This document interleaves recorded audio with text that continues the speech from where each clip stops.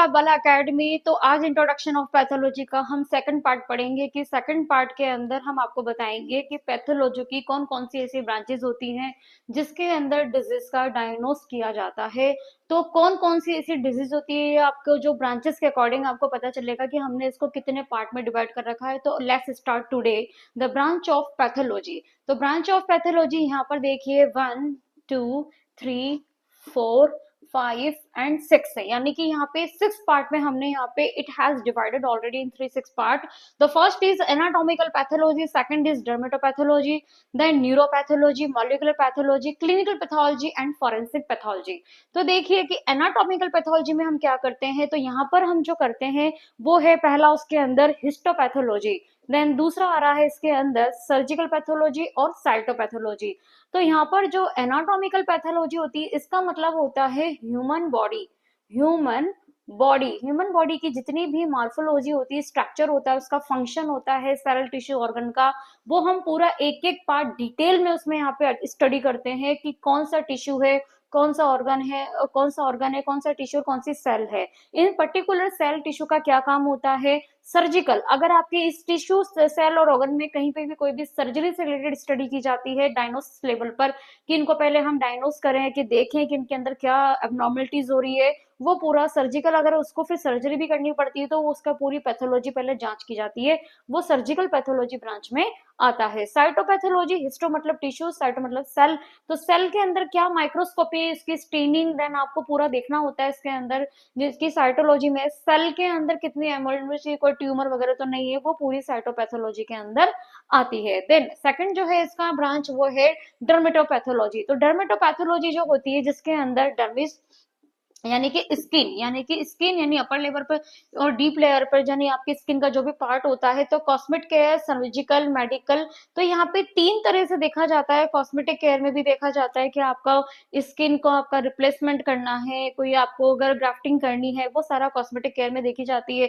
Then वो surgical base पे होगी कि ओनली केवल मेडिकल ट्रीटमेंट में होगी, तो वो पूरा डर्मेटोलॉजिस्ट के अंदर देखा जाता है कि इससे रिलेटेड अगर कोई हेयर, नेल्स या कोई म्यूकस मेम्ब्रेन पे कोई डिजीज हो रही है, स्किन पे कोई डिजीज हो रही है, तो वो पूरा डर्मेटोलॉजिस्ट के अंदर देखा जाएगा। न्यूरोपैथोलॉजी जिसमें nerve, brain, spinal cord, tumour, आपका मसल्स पार्ट, यानी कि जितना भी नर्व से रिलेटेड जितने भी पार्ट्स होते हैं आपके, अब आपके ब्रेन में अगर कोई प्रॉब्लम हो रही है, आपके नर्व में, स्पाइनल कोड में, ट्यूमर, ट्रोमा, या कहीं पे भी जैसे कोई अल्जाइमर डिजीज होती है, ट्रोमा होता है, तो वो पूरा आपका नर्व सिस्टम पूरा न्यूरोपैथोलॉजी के अंदर देखा जाता है। ध्यान रखें, न्यूरोलॉजिस्ट एक अलग चीज होती है, न्यूरोपैथोलॉजी एक अलग चीज है, क्योंकि आपको ये ध्यान रखना है कि हमको कॉन्सेंट्रेट किस पे करना है, डिजीज पर।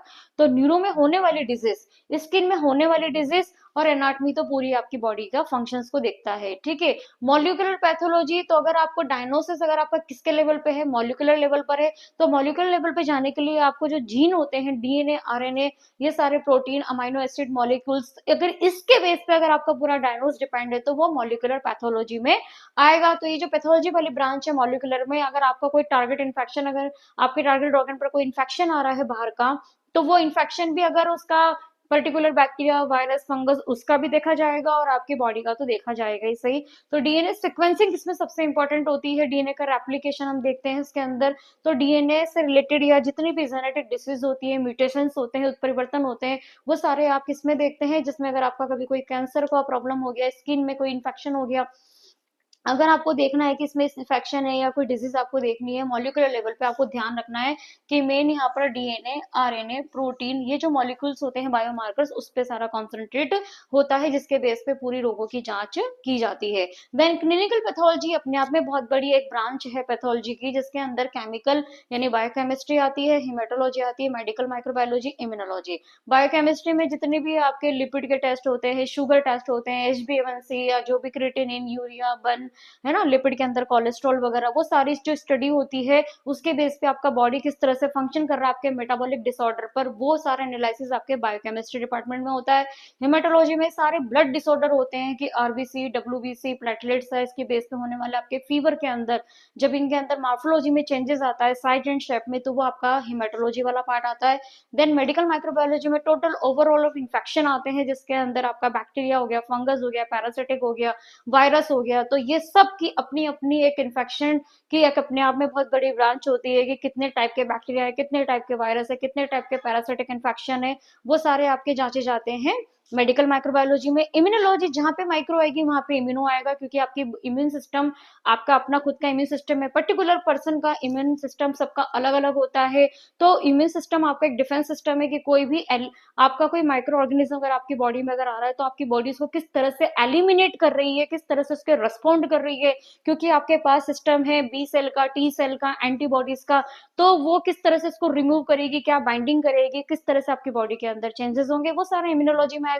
ट्रांसफ्यूजन में क्या आएगा कि ट्रांसफ्यूजन मेडिसिन में देखते हैं कि अगर आपकी कोई ग्राफ्ट आपका कोई अगर आप ट्रांसप्लांट कर रहे हैं या ब्लड ट्रांसफ्यूजन कर रहे हैं, यानी डोनर से रिसीवर में जा रहा है, तो डोनर का क्या है एंटीजन और रिसीवर की क्या एंटीबॉडी होगी, उसका इम्यून सिस्टम आपके ट्रांसफ्यूजन पर किस तरह से रिएक्ट करेगा, वो पूरी पैथोलॉजी आपके ट्रांसफ्यूजन में दी जाती है। उसके बेस पे ही ट्रांसफ्यूजन किया जाता है, ध्यान रखा जाता है कि इसका एंटीजन क्या है, उसकी एंटीबॉडी क्या है, देन ही ट्रांसफ्यूज होता है, नहीं तो नहीं होता है। तो वो उससे पहले ही जांच लिया जाता है। फिर आता है आपका लास्ट फॉरेंसिक पैथोलॉजी।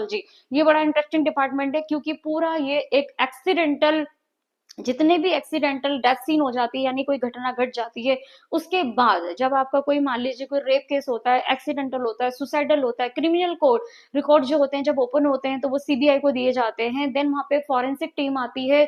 फिर वो फॉरेंसिक टीम जो हमारी नॉर्मल क्लिनिकल लैब होती है उससे थोड़ी सी डिफरेंट होती है, क्योंकि वो स्टेप टू स्टेप उस पर्टिकुलर साइट पे जाके वहां से सारे सैंपल को कलेक्ट करती है, देन फॉरेंसिक लैब पे भेजती है।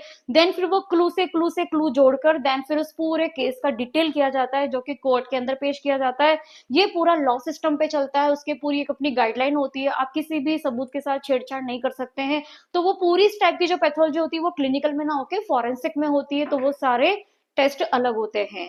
तो आई होप आपको ब्रांच ऑफ पैथोलॉजी यहाँ पे समझ में आ गया होगा। तो इंट्रोडक्शन ऑफ पैथोलॉजी का वन और second part, first and second part आपको यहाँ पे पूरा कंप्लीट हो जाता है। तो इंट्रोडक्शन पैथोलॉजी डीओटीटी के स्टूडेंट के लिए ये वीडियो यहीं पर एंड होता है।